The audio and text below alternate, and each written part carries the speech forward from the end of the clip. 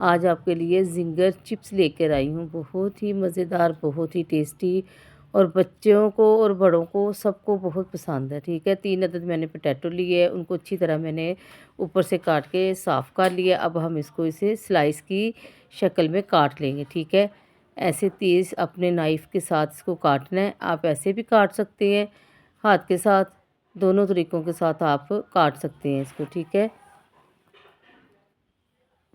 ऐसे इसके सारे हम स्लाइस बनाएंगे और स्लाइस बना के इसको साइड पे रखते जाएंगे।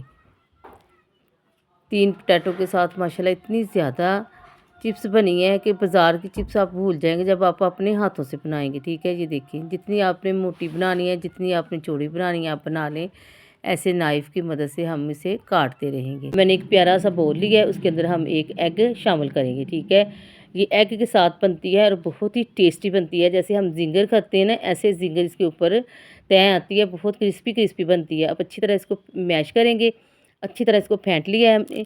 फेंटने के बाद इसमें हम रेगुलर मसाले ऐड करेंगे। नमक 1 चम्मच भर के मैंने ऐड कर दिया है। 1 चम्मच ही मैं इसमें रेड मिर्च ऐड करूँगी।